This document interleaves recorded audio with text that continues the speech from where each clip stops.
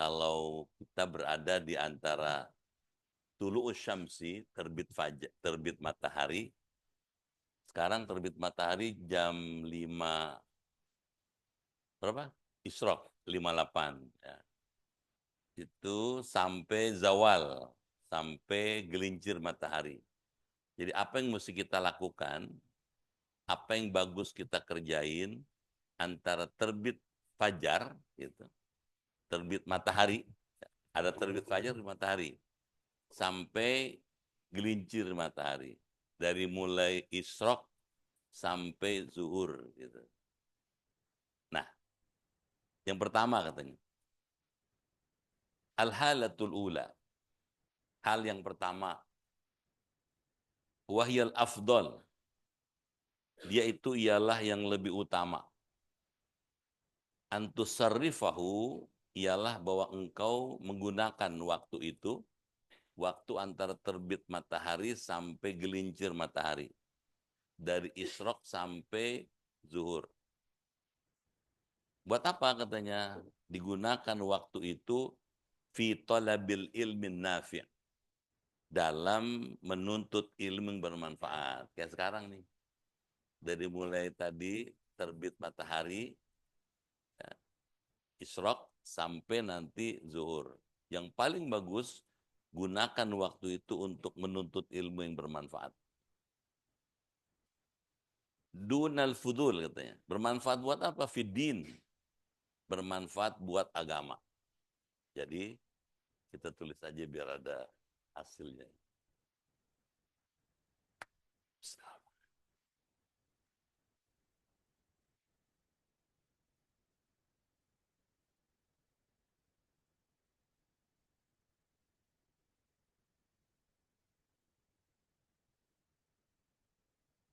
Nah,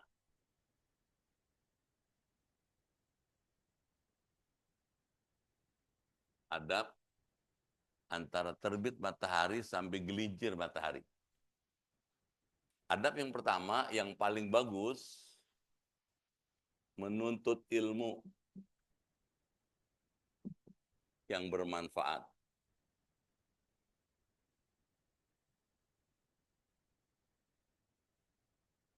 Kalau tadi zuhur jam berapa sekarang? 11.40 berapa? 46. Jadi 11.46 dari jam 5 berapa tadi? 58 ya. 05.58. Ini paling bagus apa nih katanya gitu.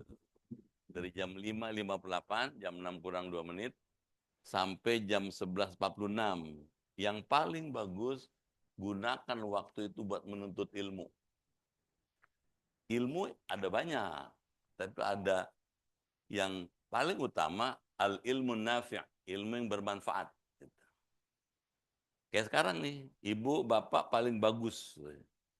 Amal yang paling bagus dilakukan antara terbit matahari sampai gelincir matahari, nuntut ilmu. Fiddin dalam agama. Gitu. Dunal fudul, bukan mencari lebihan ilmu katanya. Alladzi akabban nas alaih katanya. Yang menekuni orang-orang kepada fudul itu. Ilmu-ilmu yang lain katanya. Wasammuhu ilman. Dan mereka menyebutnya ilmu katanya. Jadi ilmu ada dua macam. Ada ilmu bermanfaat, ada ilmu yang tidak bermanfaat. Ibu milih ilmu bermanfaat. Bapak pilih ilmu bermanfaat. Utamakan itu. Kayak sekarang nih. Sekarang diteliti dijelaskan. Seperti apa ilmu yang bermanfaat? Wal ilmu nafi' katanya. Dan ilmu nafi' itu huwa ma yazidu fi khaufika minallahi ta'ala. Yaitu ilmu yang bisa menambah rasa takut kita pada Allah Ta'ala. Seperti apa nih ilmu bermanfaat? Satu indikasinya. Menambah rasa takut pada Allah.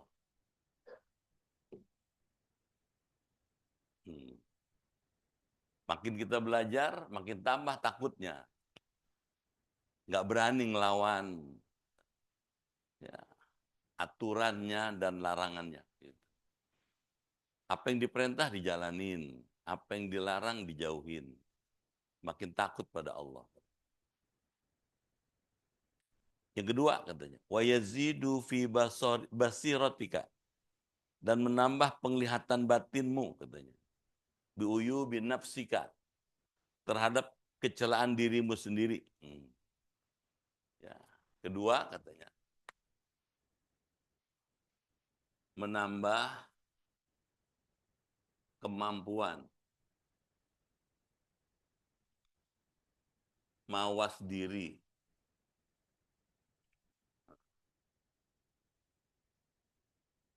introspeksi. Jadi makin tahu saya kekurangannya apa. Makin banyak yang kita tahu kekurangan, keterbatasan kita, kelalaian kita, makin tahu kita. Itu ilmu bermanfaat. Sholat tapi nggak khusyuk misalnya gitu. Sholat tapi nggak tepat waktu, itu kekurangan. Kita diingatkan. Terus wa yazidu fi ma'rifatika bi ibadati rabbika, menambah ma'rifatmu dalam ibadah kepada Allah. Di ilmu ini disebut bermanfaat kalau menambah ma'rifat, pengenalan, pengetahuan dalam ibadah. Makin tahu kita ibadah ini manfaatnya gini, ibadah itu faedahnya ini, hikmahnya ini. Kenapa kita disuruh ibadah, kenapa kita dilarang maksiat. Makin tahu kita. Ya, makin semangat kita menambah ibadahnya. Gitu katanya. Terus katanya, wa yuqallilu min raghbatika fid dunya, dan mengurangi cintamu kepada dunia yang berlebih-lebihan. Jadi mengurangi kecintaan pada dunia yang berlebih-lebihan. Kalau bahasa yang lebih kasar, mengurangi rakus. Atau rakus, serakah itu terhadap dunia. Jadi dia lebih kepada bagaimana nih mengutamakan akhirat. Kalau suruh pilih, ini dunia, ini akhirat. Akhirat. Kalau suruh pilih, ini urusan lain, ini urusan Allah. Allah. Gitu. Kedengeran? Ya. Jadi mengurangi cinta dunia berlebihan.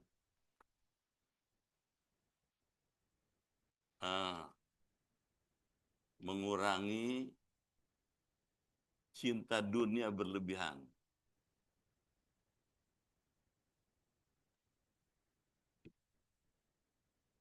Kenapa? Karena cinta dunia berlebihan, kata Rasulullah, ra'su kulli khati'ah. Hubbud dunya ra'su kulli khati'ah. Cinta dunia berlebihan, pokok pangkal dari semua bentuk kejahatan. Orang mau berbuat jahat itu karena cinta dunia berlebihan. Orang mau maksiat karena cinta dunia berlebihan. Orang mau mencuri karena cinta dunia berlebihan. Orang mau mabok karena cinta dunia berlebihan. Orang mau judi online atau offline karena cinta dunia berlebihan. Jadi rakus sama dunia, sama harta. Kedengeran? Yang ke berikutnya nih. Wa yazidu fil akhirah katanya. Dan menambah kecintaan pada akhirat. Wa yazidu fi raghbatika. Menambah cinta pada akhirat. Ibu Bapak tahu kenapa Nabi Ibrahim itu disebut orang sebagai Khalilullah, kesayangan Allah, kekasihnya Allah. Ketika ditanya oleh umatnya, li ayyi syai'in ittakhadaqallahu khalilan. Apa resep Allah menjadikan engkau Khalilullah, kekasihnya Allah. Nabi Ibrahim itu orang, Nabi, Rasul yang disebut oleh umat Islam paling banyak selain Nabi Muhammad. Kita kalau baca selawat kan, sebut nama Nabi Muhammad, sebut nama Nabi Ibrahim. Bukan Nabi Musa, bukan Nabi yang lain, tapi Nabi Ibrahim. Kenapa? Karena kata Nabi Ibrahim, ikhtartu amrallah ala amri ghairi. Saya dijadikan kekasih Allah katanya karena saya lebih memilih urusan Allah dari urusan selain Allah. Jadi kalau kan kita disuruh milih nih, begitu azan subuh, sholat subuh atau terus tidur. Nah, kalau terus tidur, nggak bisa jadi kekasih Allah. Kalau kita milih sholat, jadi kekasihnya Allah. Ya, Nabi Ibrahim itu kekasih Allah. Tiap hari rumahnya kedatangan tamu. Istrinya tiap hari masak banyak. Asal tamu datang, kasih makan. Tamu datang, kasih makan. Dan Nabi Ibrahim nggak pernah takut miskin. Nabi Ibrahim yakin rezekinya udah dijamin Allah. Begitu tuh. Terus aja. Setiap tamu datang, kasih makan, tak kasih makan gitu. Kalau nggak ada tamu, tuh makanan di rumah dibawa sama Nabi Ibrahim. Jalan 1 sampai 2 mil, sampai 3 kilometer. Buat apa? Cari orang yang bisa diajak makan. Itu Nabi Ibrahim tuh. Kalau ketemu orang, ta'alu, sini. Makan sama-sama, ini saya punya makanan banyak. Jadi Nabi Ibrahim senang berbagi. Ada orang makan di restoran, temannya lihat mendek dia. Nabi Ibrahim enggak, sini, makan sini. Nah, gitu. Nabi Ibrahim makannya sehari cuma 2 kali. Pagi, sore. Udah, siang nggak makan. Dan kalau makan mesti sama tamu. Nggak pernah makan sendirian. Nabi Muhammad mengatakan, makan berjamaah itu menghasilkan berkah. Al-jama'atul rahmah. Kalau begitu, dibiasakan niru yang bagus-bagus ini. Jadi katanya menambah kecintaan akhirat.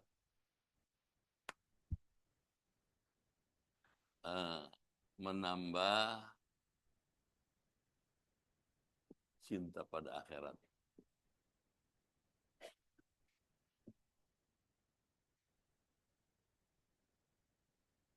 Jadi ada ukurannya. Ini ilmu bermanfaat, ini tidak bermanfaat. Atau ini kurang bermanfaat. Nah, itu sebabnya Nabi Muhammad itu kalau antara qobliyah subuh dengan qomat, itu Nabi Muhammad baca doa. Doa yang Nabi minta pertama kali, ilmu bermanfaat. Allahumma inni as'aluka ilman nafi'an, wa amalan muttaqabbalan, wa rizqan tayyiban. Mintanya 3. Ya Allah, aku mohon kepada engkau ilmu yang bermanfaat, amal yang diterima, rizki yang baik. Rizki nomor 3. Nomor 1 ilmu. Kenapa? Karena ilmu itu, kata Nabi, al-ilmu nurun. Ilmu itu penerang, pencerah. Kalau orang hidup dengan ilmu pengetahuan, dia seperti jalan di tengah malam yang gelap bawa obor, bawa senter. Ya, kalau sekarang pakai GPS. Ya, saya mau ke Minhajul Muslim, Al-Jihad, Tomang Pulau Macan 9 atau 8? 8. Tulis Al-Jihad, Pulau Macan 8. Keluar. 15 menit. Gitu. Jalannya ke sini gitu. Sampai. Gitu. Sama. Kalau orang hidup dengan ilmu, dia tahu apa yang mesti dikerjain. Apa yang mesti dilaksanakan. Apa yang mesti diperbuat. Tahu dia. Gitu. Jadi nggak ada nganggurnya. Jadi setiap saat digunakan untuk sebesar-besarnya manfaat. Nggak ada kosongnya. Nggak pernah orang yang berilmu pengetahuan itu ya nganggur gitu. Ngapain Pak? Ya biasalah,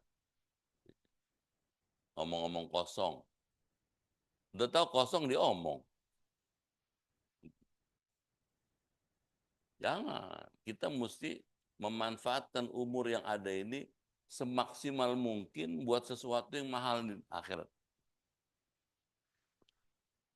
Kenapa? Karena makin tambah umur, makin dekat pulang. Maaf ya Pak, bukan aku nakutin. Iya dong, umur segini. Sekarang udah segini, tinggal segini. Kalau tinggal segini lama-lama habis. Makanya kalau tinggal segini dieman-eman. Apa dieman-eman? Sayang-sayang, dihemat. Gitu. Jangan dihambur-hambur. Gitu. Jangan dibuang-buang. Termasuk yang masih muda, masih lama. Kita nggak tahu kan kapan pulangnya nih. Ada orang masih muda meninggal. Ada mahasiswa 21 tahun masih lagi bikin skripsi meninggal. Coba. Jadi kalau gitu mana jangan buang-buang umur. Gitu. Kata Imam Ghazali nih, selalu saya ulang berkali-kali ini, anfasukum jauharatukum. Nafasmu itu berlianmu katanya. Setiap kita bernafas, kita mengeluarkan berlian yang mahal. Jangan dihambur-hambur tuh berlian. Pakai buat sesuatu yang berguna. Cari amal yang berguna, yang memberi faedah. Gitu. Kedengeran? Nggak perlu ngobrol, nggak perlu yang penting-penting, yang strategis gitu. Kedengeran? Sayang kalau kita punya umur dihambur-hambur. Nggak ada hasil. Ya. Umurnya habis, prestasi nggak ada. Nyesel nanti. Kenapa nyesel? Misalnya nih, kita umur di dunia mau berapa tahun ente? Katakanlah 1000 tahun. 1000 tahun di dunia, baru 1 hari di akhirat. Kenapa 1 hari di akhirat, 1000 tahun di dunia?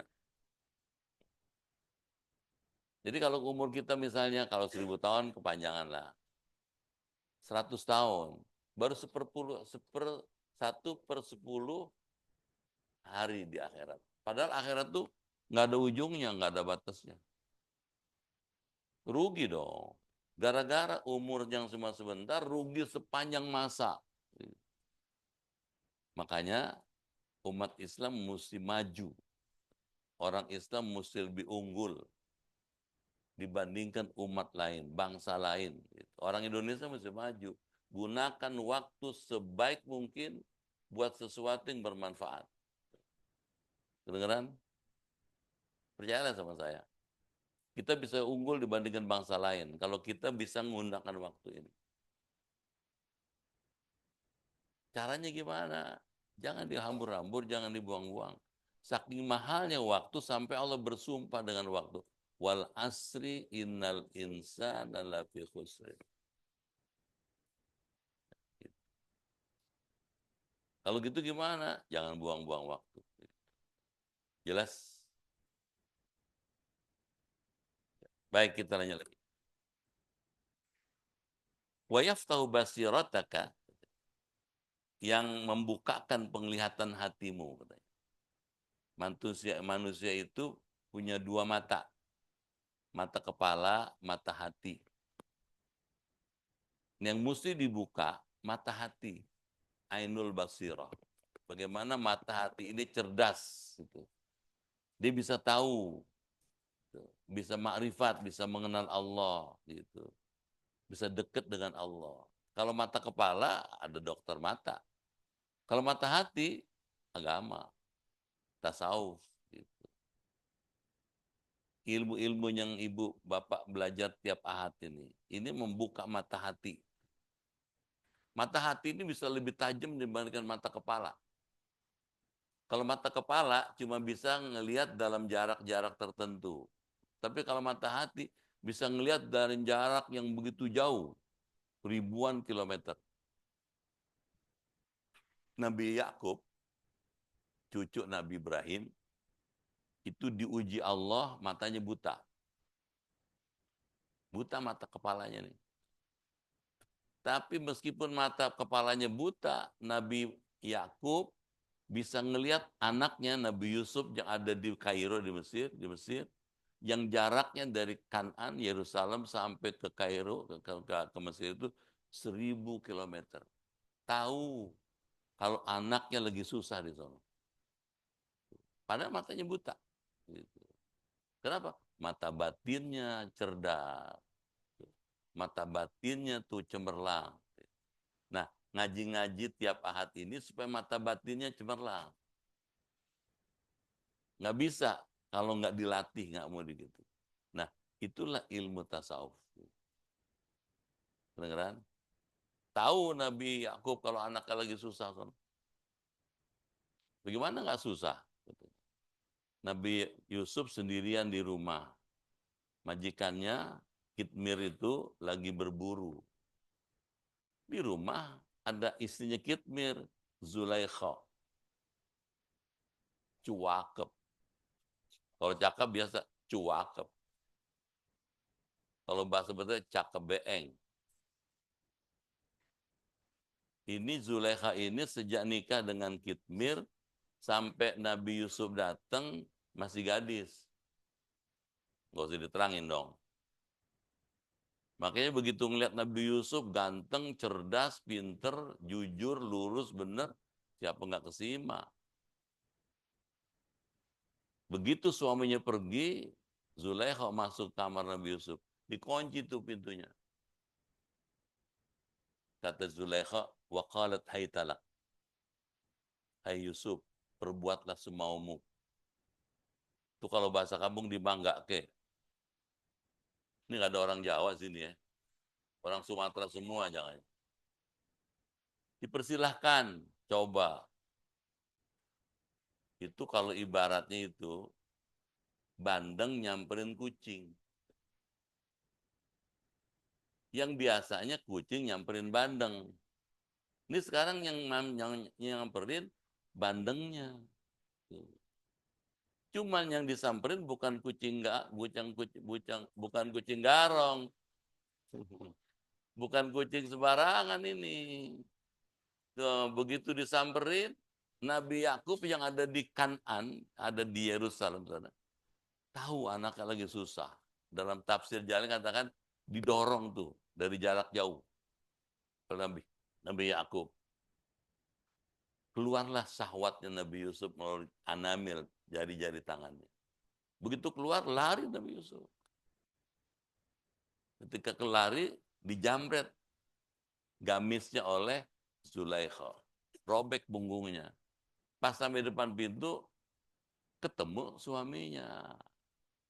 Suami Zulaikha, Kitmir. Kata Kitmir, lagi pada ngapain kamu? Kedengeran ya?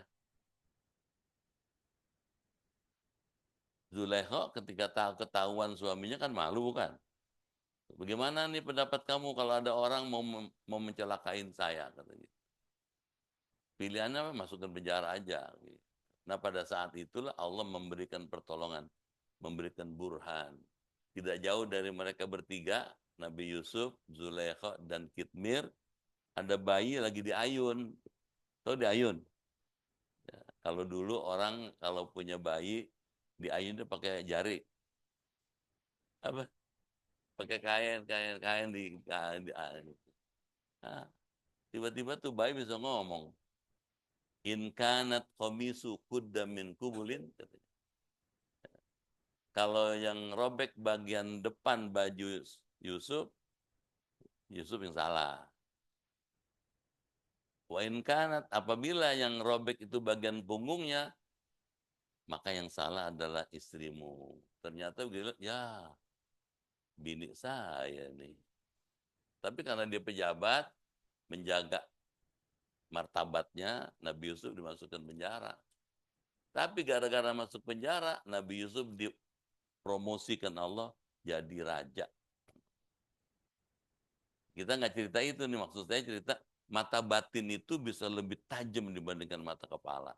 Bisa ngelihat orang jarak jauh. Nah, ngaji-ngaji tasawuf, belajar-belajar kitab Imam Ghazali itu memantapkan pandangan batin. Jelas? Kita lanjut lagi. Biafati amalika, pada penyakit amalmu katanya. Hatta tahtariza, sehingga engkau dapat menjaga minha, daripada penyakit itu. Wa yutli'uka ala makaidis syaitan, dan memperlihatkan padamu terhadap tipu daya syaitan, wa gururhi, dan katanya bujukan syaitan. Jadi kalau belajar ilmu yang bermanfaat akan membawa faedah. Ini indikatornya A sampai E. Sekarang 2. Faedah ilmu bermanfaat. Apa faedahnya? 1, katanya dapat menolak bujuk rayu syaitan.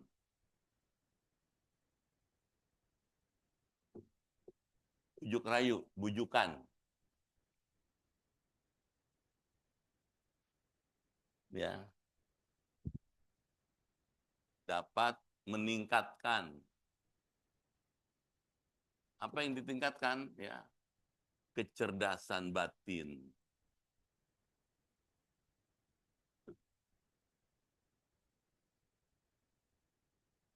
Kecerdasan banyak tuh ya. Nah, ketiga nih saya mau jelaskan. Kecerdasan ada banyak. Catatan. Ada ragam kecerdasan. Kecerdasan. Antara lain, 1, kecerdasan intelektual. IQ. Nah, ya, otaknya pinter. Yang kedua, kecerdasan emosional.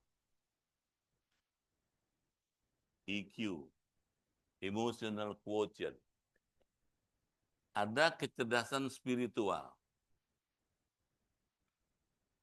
SQ. Ada kecerdasan sosial.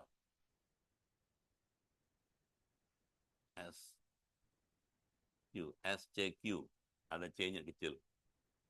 Tapi ada yang kelima nih, kecerdasan itu eskatologis. Eskatologis.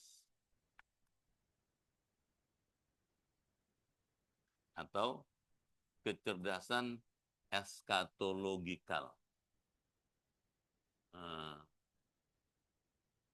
ESQ. Apa nih? Gitu. Ya, eskatologikal. Kecerdasan ini kecerdasan yang disebut Nabi. Kata Nabi dalam hadis Bukhari Muslim, al-kayyisu mandana nafsahu wa amila lima ba'dal maut. Kata Rasulullah, orang yang cerdas adalah, katanya, orang yang mampu mengendalikan diri dari hawa nafsunya dan beramal untuk kebahagiaan setelah matinya. Dengeran? Bagaimana nih gitu ya. Bisa mengendalikan hawa nafsu. Kenapa? Karena hawa nafsu itu kalau diturutin, tidak diumbar, rusak. Gitu.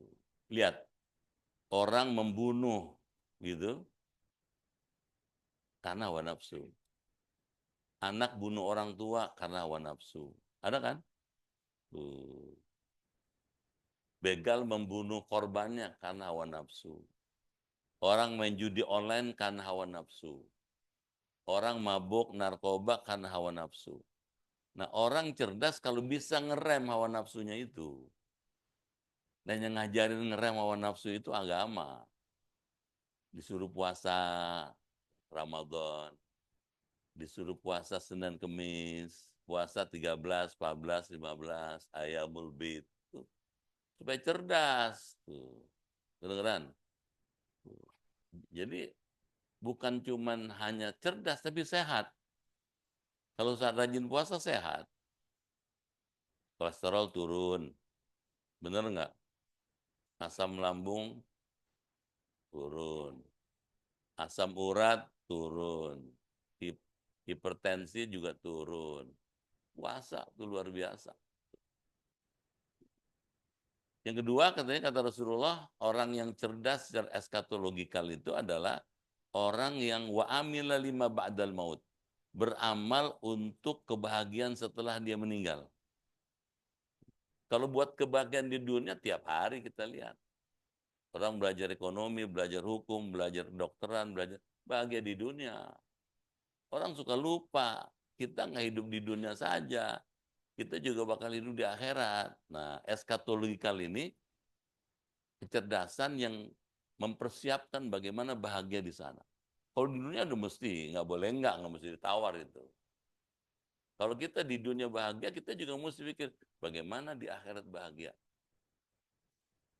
Kedengeran? Coba ngitung-ngitung.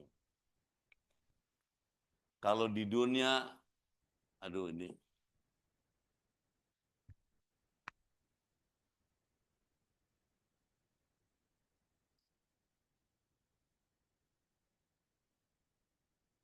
dunia dibandingkan akhirat. Ah, kalau 1.000 tahun kelamaan ya. Nggak ada orang yang meninggal 1.000 tahun, nggak ada. Yang zaman sekarang. Cuma Nabi Adam dengan Nabi Nuh aja yang 900 tahun itu. Kita katakanlah 80 tahun. Akhirat tidak teringat. 80 dibagi tidak teringat, nol. Lupa kali aljabar nih. Nol. Nol itu ya, tidak signifikan. Nah, ya. Kalau begitu, hidup di dunia dibanding akhirat nggak ada maknanya, tidak bermakna. Agama turun untuk menjadikan hidup bermakna. Kalau pengen bermakna jangan nol dong, satu gitu. Ini supaya signifikan atau bermakna. Bagaimana hidup di dunia bermakna? Kalau kepengen satu, syaratnya ini nggak bisa dirubah. Yang ini mesti dirubah nih. Jadi tidak terhingga. Tuh. Bener nggak? Yang mau cuma dikit nih. Supaya jadi satu, syaratnya yang 80 jadi tidak terhingga. Tidak terhingga dibagi tidak terhingga satu. Gimana supaya hidup di dunia yang 80 jadi punya nilai tidak terhingga? Agama turun. Inna salati wa nusuki wa mahyaya wa mamati lillahi rabbil alamin. Sesungguhnya salatku, ibadahku, hidup dan matiku aku persembahkan untuk Allah Rabbul Alamin. Jadi semuanya buat Allah. Nggak ada yang buat diri kita. Buat Allah semua. Itu sebabnya orang hidup dan mati ini buat Allah. Bukan buat surga. Ibu gimana pengen masuk surga. Kalau udah belajar tasawuf bukan masuk surga. Pengen berjumpa Allah. Kalau pengen masuk surga, inna salati wa nusuki wa mahya wa mati lil jannah. Diam aja. Untuk surga. Tapi kenapa nggak kita bilang untuk surga? Kalau untuk surga, surga makhluk ciptaan Allah. Kita makhluk. Sama-sama makhluk nggak ada bedanya. Kita mau naik dong. Yang cerdas. Apa? Saya begini untuk Khalik, pencipta alam semesta. Baru naik pangkat. Kalau ketemu Allah di surga, nggak mungkin di neraka. Paham nggak tuh? Nah, supaya 80 ini benar tidak terhingga, diajarin ilmu tasawuf itu. Bagaimana mengelola hati. Mengelola hati. Bagaimana mengelola waktu. Bagaimana mengelola amal. bagaimana mengelola zikir, tuh gitu. Luar biasa. Biar bukunya kelihatan cemen, tapi isi mahal. Percaya sama saya. Ya bukunya kayak begini katanya. Oh, tapi isinya luar biasa. Mencerdaskan manusia. Kita mesti cerdas. Gitu. Kedengeran? Kita mesti berubah. Gitu. Bangsa ini mesti lebih hebat dibanding ke bangsa lain. Kalau pengen hebat, jadikan Islam panduan kita dalam beramal. Supaya bisa jadikan Islam panduan, Ahad pagi ngaji dah. Ada yang amin dan insya Allah. Ada yang diem aja. Mau bilang insya Allah nggak enak, mau bilang amin nggak enak, mingkem aja dah katanya. Takut besok nggak datang gitu. Tapi mesti punya tekad. Jadi kalau tahu ini penting, mahal, rebut. Ya kan amal kan kita tiap hari ditawarin beramal ini atau itu. Gitu. Pergi ke Minhajul atau ke Monas. Gitu. Suruh pilih gitu. Ya. Kalau milih Minhajul, milih Allah. Dia mencerdaskan. Gitu. Jelas? Gitu katanya. Ya. Jadi kalau ngikut-ngikutin pengajian ini akan diarahkan bagaimana hidup setelah mati itu mencerahkan segala-galanya. Bagaimana di alam barzah, dikubur nanti kita bahagia. Pengen apa enggak? Bahwa orang hidup pasti mati, iya. Nggak bisa dibantah. Nggak apa-apa orang hidup mati. Gitu. Cuman setelah mati mesti bagus. Kalau di Tomang, di rumah ibu, rumah bapak, enak tempat-tempatnya, segalanya nyaman. Kita kepengen nanti di alam kubur enak juga. Nah, supaya bisa di sono enak, itu dari sekarang mesti dipersiapkan. Nah, ini nih manfaatkan umur nih antara terbit matahari sampai zuhur untuk yang maksimal gitu. Jadi optimalisasi katanya. Optimalisasi amal untuk mendapatkan maksimal destinasi. Apa maksimal destinasinya itu? Allah. Liqa'ullah. Ketemu Allah. Bagaimana bisa ketemu Allah? Ketemu Allah pasti di surga. Makanya mesti dioptimalkan. Sebesar-besarnya buat Allah. Apakah itu artinya sholat? Bukan, tidak hanya sholat. Bapak, ibu, ngurus keluarga itu juga amal soleh. Kedengeran? Tuh, ada Ummu Salamah, istrinya Nabi bilang, ya Rasul, kenapa yang wajib jihad cuma laki-laki? Kami juga bisa perempuan jihad, katanya gitu. Kenapa katanya yang wajib Jumat cuma laki-laki? Kami juga perempuan bisa sholat Jumat, katanya gitu.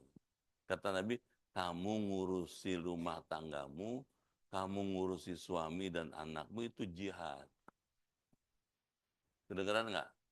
Tuh, ibu ngurus rumah, ngurus suami, ngurus anak, jihad itu. Tuh, pahalanya sama dengan jihad.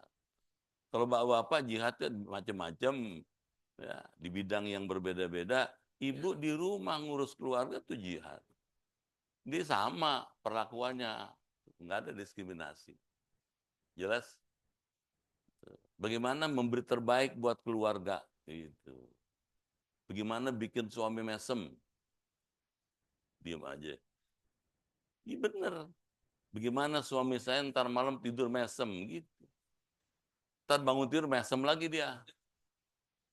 Di kamar mandi mesem lagi. Gimana? Sebaliknya, suami kalau tahu istrinya kayak begitu, hmm, tak gendong kemana-mana.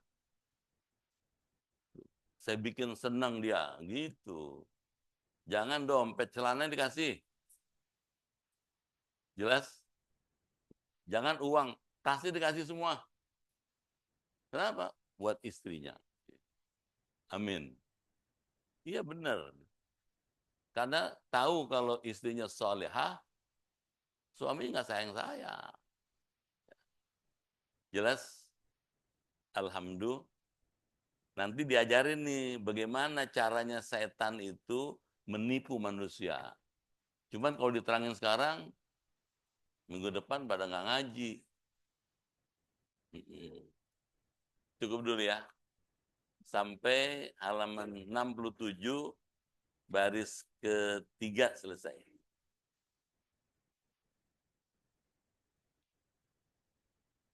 Alhamdulillah, Bapak dan Ibu, kita telah menyelesaikan materi kajian kita, tafsir Bidayatul Hidayah yang mengupas mengenai bagaimana kita bisa mengelola waktu. Ya, dari terbit matahari jam 5 ya 58 sampai dengan zuhur. Ya, bagaimana terakhir adalah apa yang namanya ilmu tasawuf itu bisa mengelola hati kita, bisa mengelola waktu, mengelola amal, dan hidup yang bahagia, termasuk zikir yang tidak pernah putus. Masih diberikan kesempatan untuk menanyakan kaitan dengan materi pelajaran hari ini, Hidayatul Hidayah atau yang lain. Silakan. Ya, Bu Hajah memulai. Pakai mic dulu supaya bisa didengar yang lain.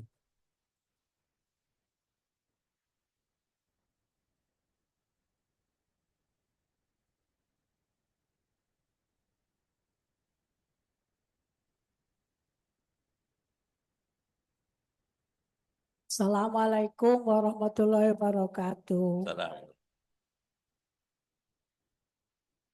Pak Ustadz mau tanya, kita dari pagi sampai seharian penuh lah Pak Ustadz ya. Kita udah ikhlas mengerjakan semua pekerjaan kita lillahi ta'ala. Tapi kadang-kadang emosi kita datang Pak Ustadz. Apakah yang kita kerjakan itu akan batal semuanya gara-gara emosi kita sesaat Pak Ustadz? Terima kasih. Assalamualaikum warahmatullahi wabarakatuh. Ya. Amal orang itu akan habitat a'maluhu. Artinya akan gugur seluruh amal baiknya kalau dia melakukan perbuatan yang terlarang. Satu, syirik. Kalau syirik, seluruhnya habis. Yang kedua, murtad. Kalau murtad, seluruh amalnya dari mulai awal sampai terakhir dia itu habis semua. Yang ketiga, riya. Kalau kita beramal kemudian minta dipuji, maka amal itu tidak diterima Allah. Dan orang yang ketika di dunia riya, diusir nanti di akhirat. Kata Allah, idhabu, pergilah kamu kepada orang yang dulu waktu di dunia kamu mengharapkan pujian dan balasannya, sanjungannya. Minta sama dia. Mau kemana kita pergi? Di akhirat semuanya milik Allah. Kalau gitu gimana? Jangan riya, jangan ujub, jangan sum'ah, jangan nahsud. Itu merusak semua. Jadi, nah ilmu tasawuf ini memberi resep. Bagaimana tidak riya. Bagaimana tidak hasud. Bagaimana kita tidak ujub. Ujub itu bangga diri. Misalnya orang ngomong gini, ini Tomang kalau nggak ada saya nggak jadi nih. Semua saya, yang lain nggak ada apa-apanya. Itu ujub namanya, bangga diri. Dia menyepelekan orang. Takabur, sombong. Memandang dirinya dengan pandangan sempurna, memandang orang lain dengan pandangan hina. Ibu tinggal di mana? Tomang, RW 5. Di mana RW 5? Dekat masjid katanya. Minhajul, dekat Al Jihad.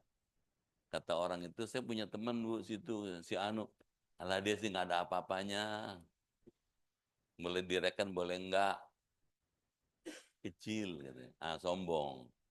Merendahkan orang, menganggap dirinya paling sempurna. Sombong itu merusak amal. Gitu. Dan faktanya orang sombong binasa. Fir'aun sombong hancur. Korun kaya raya, sombong binasa. Jadi kalau gitu gimana? Nah, tasawuf itu ngasih resep. Supaya tidak sombong, kita mesti tawadhu, rendah hati. Menghargai orang, gitu. Kedengeran? Ya, tidak menghina orang, tidak merendahkan orang. Kenapa? Karena tiap-tiap orang ini mesti punya kelebihan. Bapak ini, ibu itu menurut saya pasti ada kelebihan yang saya nggak punya. Mungkin lebih banyak sabarnya, lebih tekun, lebih ulet, lebih tabah. Yang saya nggak punya, karenanya nggak boleh menganggap remeh orang lain. Karena itu kita mesti saling menghargai. Biasanya orang makin tinggi ilmunya, makin menghargai orang lain. Kayak padi apa? Nah, makin berisi, makin tunduk dia. Yang biasanya menjulang karena kosong isinya. Jelas? Jadi, nah penyakit-penyakit hati itu akan merusak amal. Hasud misalnya, dengki, itu merusak amal, soal amal kebaikan. Innal hasada ya'kulul hasanat. Hasud itu akan menghabiskan amal baik. Gitu. Seperti habisnya kayu karena dimakan api. Nah, supaya amal kita jangan rusak, jangan dengki. Tuh dengki. Dengki itu nggak senang orang lain maju. Tetangga maju, dia gerah. Dengeran? Tetangga pasang AC, dia kepanasan. Heran gini, hari gini masang AC, nggak maju-maju kalau gitu. Jelas Ibu? Kalau orang maju, kita ucapkan selamat ya, saya ikut bahagia, Anda sukses.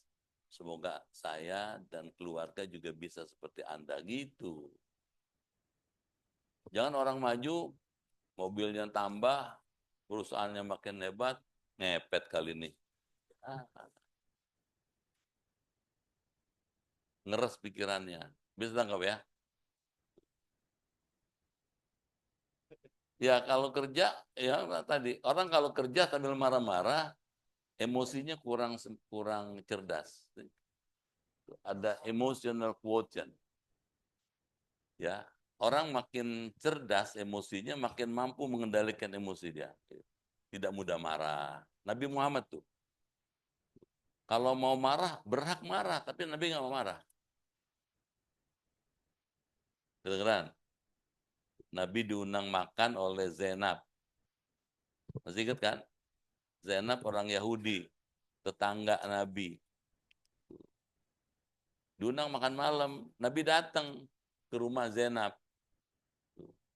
Dia sediakan itu ya kambing yang sudah dibakar. Nabi datang diundang. Dan benar karena Nabi itu senang makan pahanya, dagingnya pahanya itu yang lekat di pahanya. Waktu dipocel gitu, malaikat bilang, jangan dimakan nih. Udah dikasih racun sama Zainab. Mesti kan Nabi marah karena mau dibunuh gitu, karena diracuni itu. Nabi nggak marah. Nabi maafkan. Itu IQ-nya tinggi. Emotional quotient-nya tinggi. Kecerdasan emosinya tinggi. Nah, jadi makin cerdas orang, makin tidak gampang marah. Jelas?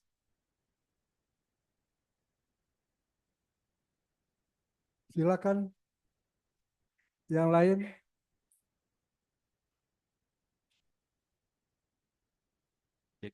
Bapak-bapak nggak ada. Ya, ya pindah-pindah ke sana. Pakai mic. Mic tadi mah. Cek satu.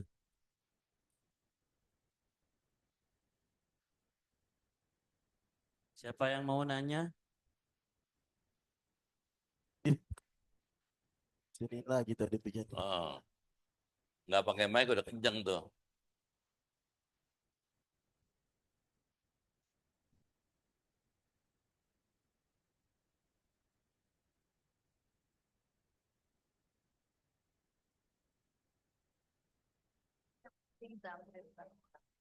Assalamualaikum warahmatullahi wabarakatuh. Pak, saya maaf Pak, saya mengganggu. Saya mau menanyakan Pak,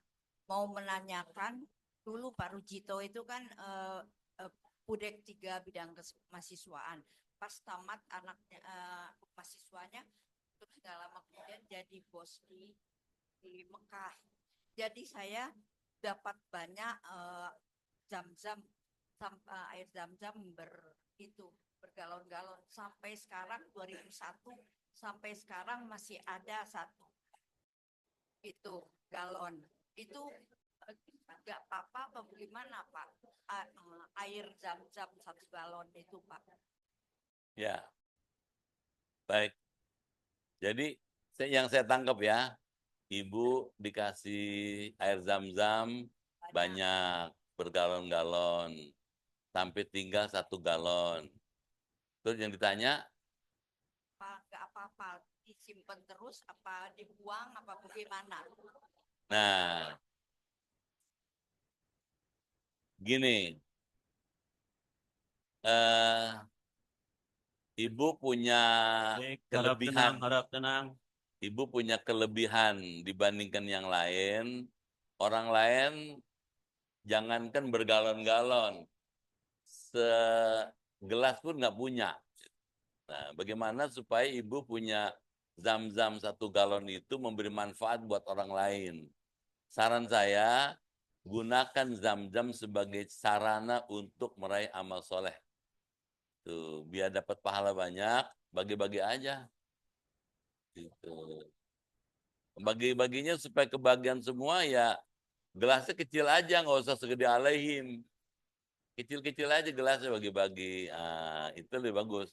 Daripada ibu simpan gitu, yang menikmati ibu itu juga belum tentu habis dalam waktu singkat. Sebaiknya berbagi, manfaatin gitu. Harta itu berguna kalau dimanfaatkan. Kalau kita manfaatkan buat orang lain, itu akan lebih besar faedahnya. Gitu ya, Bu? Oke. Ada yang bilang Baik. kebaikan di rumah. Masih banyak masjid. Ya. Oke. Ya, udah jelas Bu ya. Jadi ada yang bilang tetap biar di rumah berikan keselamatan. Ya, kalau ibu bagi-bagi orang lain, yang ngasih dapat pahala besar tuh. Yang ngasih ibu galon itu, kalau ibu bagi lagi, kalau ibu manfaatkan yang pahalanya cuma 1. Tapi kalau ibu bagi-bagi bisa banyak orang. Jadi orang dapat manfaat dari itu, yang ngasih juga dapat pahala besar karena yang menggunakannya banyak. Ibu juga dapat pahala karena ibu dengan senang hati, dengan kemurahan ibu bagi-bagi. Ya, oke. Cukup. Satu lagi, satu. Saya Pak. Silakan. Ya, terakhir. Haji. Mau menanyakan tentang zikir, apa ada hubungannya apa enggak ilmu tasawuf dengan zikir torikoh 1, Dengan apa? dengan torikoh. Hmm. Karena yang saya alami selama di sini gitu, ada bermacam-macam torikoh gitu ya. Bermacam-macam? Macam torikoh gitu. Macam-macam torikoh, ada Atijani, ada Nasabandi yang kemarin di pembina gitu. Nah, sementara pernah saya dengar dari satu ulama, jangan dulu bertorikoh apabila bersyariatnya belum selesai gitu. Maka orang seperti kita ini awam, alangkah baiknya bagaimana gitu Pak Haji, ketika ada yang ngajak zikir torikoh gitu, apakah kita ikut apa bagaimana gitu Pak Haji? Gini, semua ahli tarikat, ahli tasawuf, sebelum dia menjadi ahli tasawuf, dia ahli fikih dulu. Jadi sebelum jadi ahli tasawuf seperti Imam Ghazali ini, ahli fikih dulu. Misalnya seluruh ahli tasawuf itu seluruhnya adalah orang-orang yang menguasai ilmu fikih. Tasawuf dengan ilmu tauhid punya kaitan yang dekat, yang erat. Ilmu tauhid itu ilmu yang memberikan kita pemahaman mahwallah, siapa Allah, seperti apa zatnya Allah, sifatnya Allah, af'al perbuatan Allah, itu ilmu tauhid. Inti dari seluruh ilmu yang ada di dunia ini, intinya ilmu tauhid. Kenapa? Karena ilmu tauhid mengajarkan sesuatu yang sangat mendasar tentang Allah. Terus apa bedanya dengan ilmu tasawuf? Kalau ilmu tauhid memperkenalkan siapa Allah, maka ilmu tasawuf mengajarkan bagaimana dekat dengan Allah. Gitu. Untuk bisa dekat dengan Allah, orang mesti bersih dulu hatinya, bersih badannya. Bersih badannya itu ilmu fikih. Suci hati itu ilmu tasawuf. Dua-duanya mesti dimiliki. Dengan belajar fikih maka badannya bersih. Dengan belajar tasawuf maka suci batinnya. Kalau sudah suci batin dan bersih badannya, dia menuju ke jalan menuju Allah. Namanya tariqah. Tariqah banyak. Ada Naqsabandiyah, ada Maulawiyah, ada Sanusiyah, ada Tijaniyah, ada banyak, ada ribuan gitu. Banyak sekali. Ya. Jalaluddin Rumi mengatakan tarekoh yang banyak itu tujuan satu, menuju Allah gitu. Cuma beda jalannya. Kalau boleh diibaratkan, kalau Islam itu jalan besar, ya, jalan besar, jalan tol yang besar. Tarekat itu gang, jalan kecil-kecil yang lebih spesifik, lebih khas.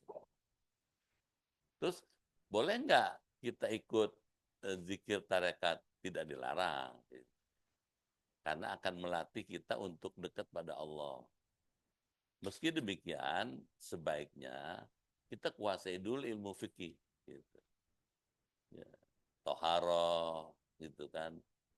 Wudhu, sholat, mandi, puasa, zakat, haji. Itu mesti udah dikuasai. Gitu. Kalau ini sudah, gitu, atau sambil jalan, boleh, nggak apa-apa. Gitu. Cuman kalau ngikut tarekat mesti sungguh-sungguh, ya, mesti ikut tarekat ada mursyidnya, ada khalifah yang memimpinnya, ada pembimbing yang membimbing kita, gitu. Boleh nggak zikir? Zikir disuruh. Ya ayyuhalladzina amanu dzkurullah dzikran katsiran. Ya orang beriman, berzikirlah kamu sebanyak-banyaknya.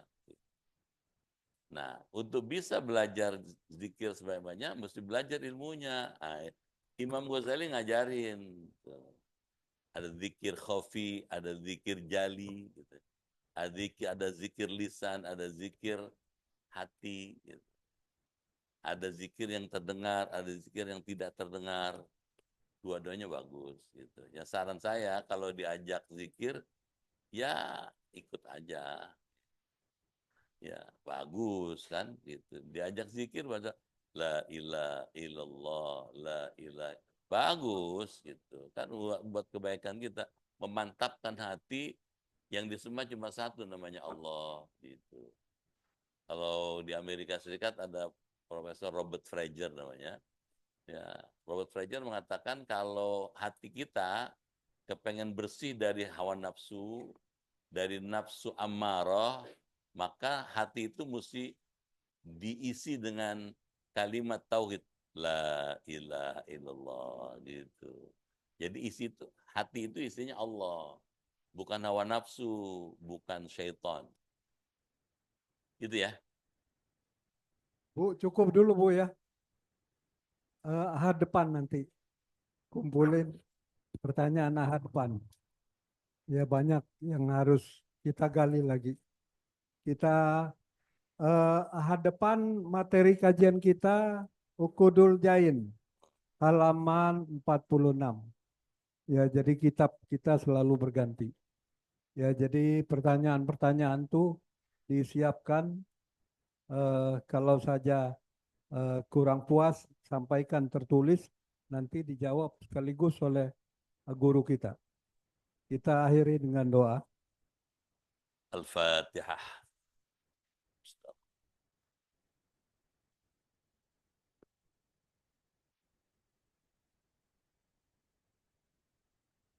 Bismillahirrahmanirrahim. Allahumma bihaqqil Qur'an wa bi kalamikal qadim wa bi Muhammadin khatamin nabiyyin wa bi haqqi ummil Qur'an alimnal Qur'an alimnal Qur'an wa faqihna fid din wa alimna ta'wil wahdina ila sawa'is sabil. Allahumma inna nas'aluka imanan kamilan wa yaqinan sadiqan wa rizqan wasi'an wa qalban khashi'an wa lisanan dhakiran wa badanan sabiran wal afwa indal hisab wa najata minan nar. Allahumma khtim lana bi husnil khatimah wa la takhtim alaina bi su'il khatimah.